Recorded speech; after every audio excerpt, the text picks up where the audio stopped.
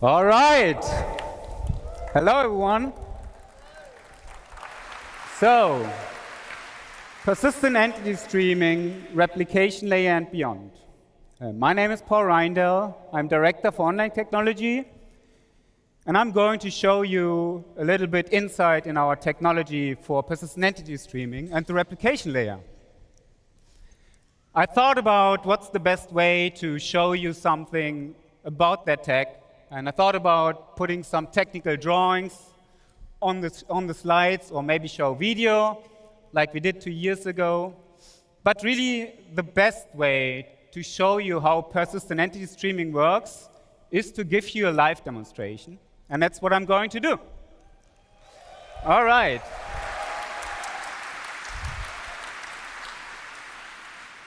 So this will all be live, so please bear with me if there's any glitches.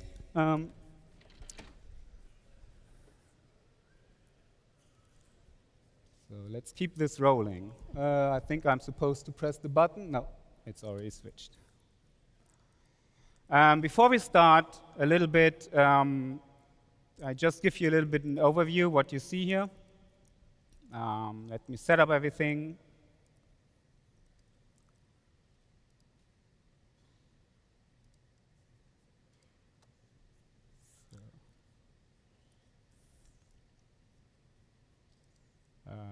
One moment, sorry. So on this left side, you will see my client window. And on the bottom side, you will see the server renderer. So for this demonstration, and I start a second client, I'm just stopping that. Sorry about that. This is live, all right. So again, on this side, you see the client. And he just logged out because I started a second client. So let's do this again. One more time. On this side, you see the server renderer, which is currently, it has nothing streamed in. I'm showing a small demonstration level. And on this side, you see the entity graph, which is our online database. That's powering what you see in persistent entity streaming, what you play since 3.18. And I also have some metrics on the screen, which shows the entity graph worker, the requests per minute, per second, the mutations, and you also will see entities created and destroyed once I do that. All right, so let's wait for my client to come up and join this level. So the first thing that will happen when I join this level, you will see on that server everything streams in, and my client gets connected and also streams in everything on the client view. What would happen on the behind the scenes is that my player just got unstowed into that chart, and we at real time created everything for this player. So you will see his body is attached to the player. You will see his mobi-glass, his head with all his customizations, his undersuit, and then all his customizations as well on the undersuit. What you also see is that this player just got unstowed and attached to a static zone object container. And this is how our zone system works. Basically, on the server, you will see 3 different zones, purple, green, and red.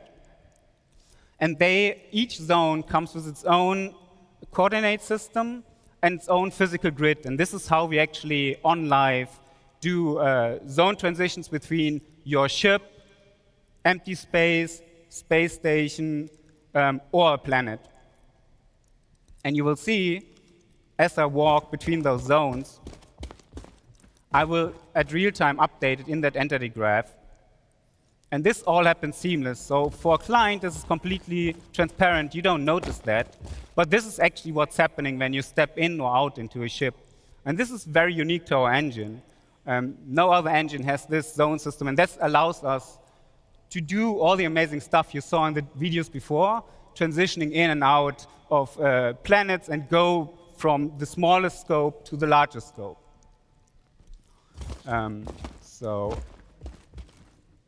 Everything we do in a shard, so this is like a mini level, like the mini PU level, is also persisted in this database. When we create new entities in our engine, in Star Engine, those entities get pushed into our entity graph, into our online database at real time, and then from there replicated to our clients. So if I go ahead and spawn a couple of plushies here, you will see they spawn, they get created immediately on my entity graph and replicated on the server and on the client. So let's spawn a couple more here. And you see this, the pengus I spawn in the other zone get attached to the other zone. And then if I go and transition one of those, they will also transition between the different zones. And the same works for ships or more complex entities. If I spawn this buggy here, you will see this one gets created with all its attachments and everything else attached to it. And this is just my small demo level here. On live, we have up to 600,000 dynamic entities that get created for one single chart. And this is just the initial state. After 2 weeks, 3 weeks of gameplay, when you guys go in and destroy stuff, spawn stuff, play around, it goes in the millions of entities. So this in itself is pretty amazing tech. The next time I want to talk about is our streaming system. Most engines do stream on texture or geometry. We actually stream entities, and we do stream persistent entities. So when I turn on the streaming system here and I walk into this, if I walk over to the red area, you will see that the purple area will stream out together with all the entities on that server. So it does not only stream out on my client, it actually streams out on that server. And when I come back in the green zone, that purple zone streams back in with all the entities in there with their full persistent state. So now I have a second player joined. Benoit is going to join me. So Ben, if you want to join, okay, I think you see him over there. Hey, Ben. Sorry. Nice. All right, I'm going to spawn a couple more penguins here. Because the next thing I want to talk about is new technology we are right now developing, and we are about to put on the tech preview for you to play. And this is actually the replication layer split. And that's the big next step in our great vision, obviously, as you might know. So in this demo, my client and my servers, they are no longer directly connected. Actually, I have a new service running here, and that is our replication service. So my client is connected to this replication service, and my server is connected to this replication service. And the replication service, the sole purpose is to get all the entities which are in the entity graph and stream them to clients and servers which are connected to. And what's really cool about this is, let's do a little experiment here. I mean, you all know our game has bugs. It's still alpha, and sometimes things can happen. So let's see what's happening when I kill my server here. And so this is my server, the actual console. So let's just shut it down. And yes, this is where you would usually see a 30K or something. You can see Benoit kind of froze there for a bit. And the buggy does a bit weird stuff. I can shoot those pingus, but the world is really in a frozen state right now. But I didn't disconnect, because I'm connected to the replication layer and not to the server anymore. In the meantime, I'm just starting a new server. Let's be a bit patient for it. It should come back online in a second.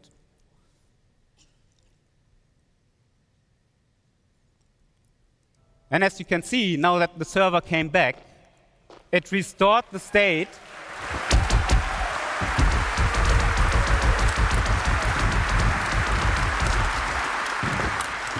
it restored the state, and the simulation just continues to work as before. So this will be, again, this is very early tech, but this is a great benefit of what we have with our replication layer split. But there's one more thing. And let's try this thing again. I just killed my server, and I'm trying to do that again. But this time, we're doing something different. So let's first go in here. This is my development tool. I can talk about it in a second. So let's stop that server again.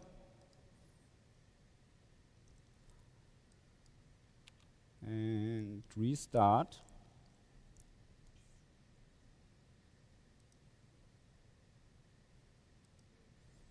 And this will take a little bit. I'm running this tool you see here. This is our internal development tool. This tool runs the entire stack of our game on this PC. This is obviously for development only, and I can do that with my small test level. But this really helps online devs and all people who work on the incredible, complicated tech we hear to be able to develop our game. And because I run everything on this PC, it's a bit slow. So let's wait and see what's happening here.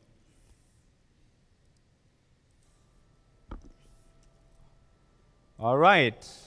Simulation continues. I can see Ben moving again. Hey, Ben. However, what just happened? Well, as you can see on my screen, I no longer have one server connected. I have 3 servers connected to this replication layer. So what you guys see here, this is the very first version of a working server mesh.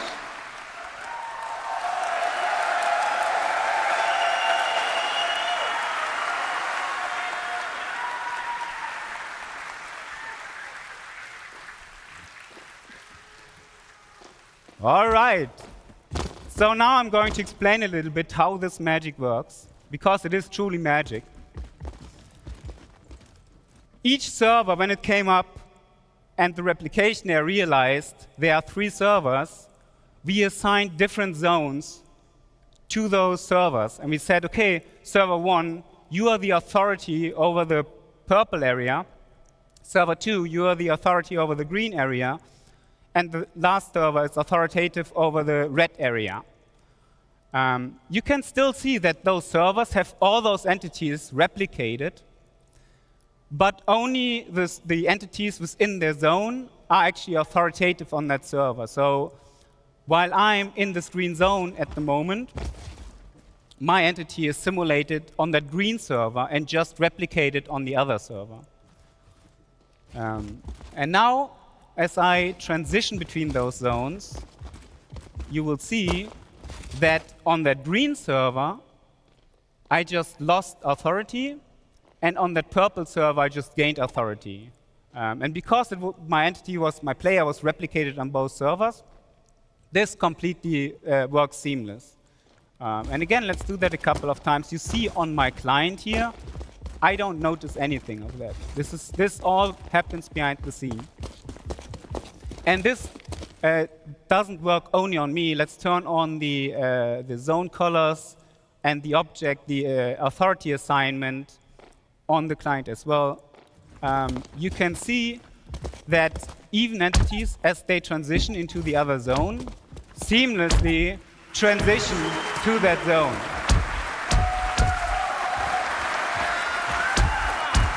And not only that, I can also interact with entities that are on the other side. So if I go on the green zone, for example, and I shoot this, I can still shoot that purple entity. And I can also just go ahead and destroy that buggy which sits on that other zone. There you go. Always fun to blow stuff up, right? All right.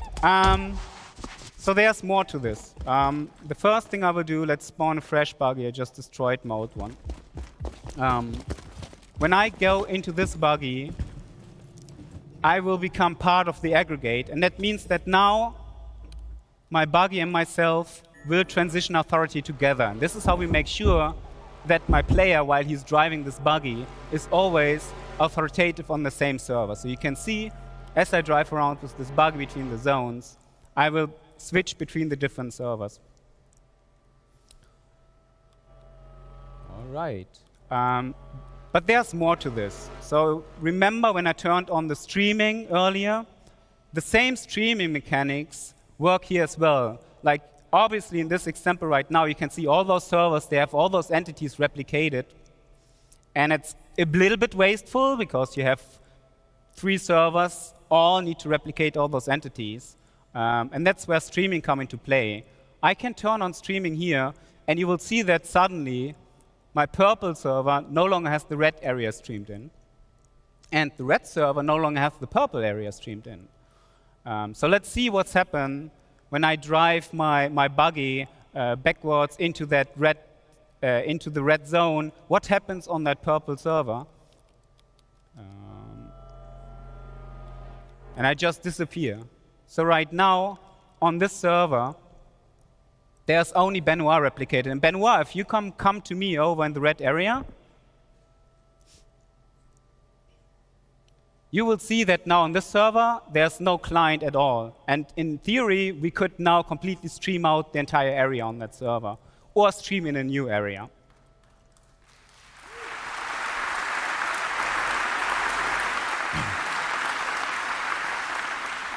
And you will also see, as I drive back into the green area, I will magically reappear on that purple server. And this obviously works on the other side as well. Let's get a couple more player join. I have a couple more QA in the back, so you can just see the whole thing running in live with a bit more things going on.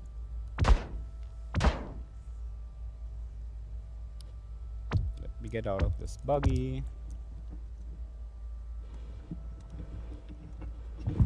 And you will see on each server renderer which clients are currently replicated on those servers and which clients are actually authoritative on those servers. And you can see this, the green server, because it's the middle one, has most entities replicated. And then you can see this purple one at the moment only has one client replicated. Yeah.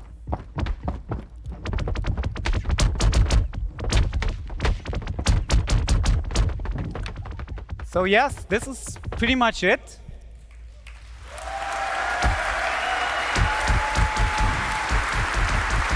I hope you guys enjoyed this.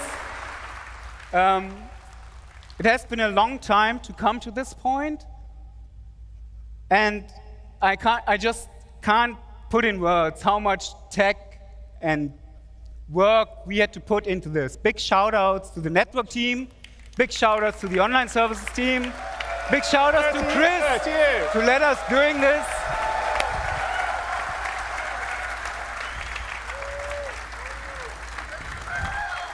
It's been a really long journey to get to this point. And I've got to say, the team has done an amazing job. They've been working diligently for the last 4, 5 years. We've had a couple of false starts. We finally have an incredible, the way the replication layer works and how we can spin up servers and down and keep the state constant, even if a server goes down, is, I think, a genius design. And the first time I saw this, about 3 weeks ago, working fully, I cried. It's like giving birth. We did it!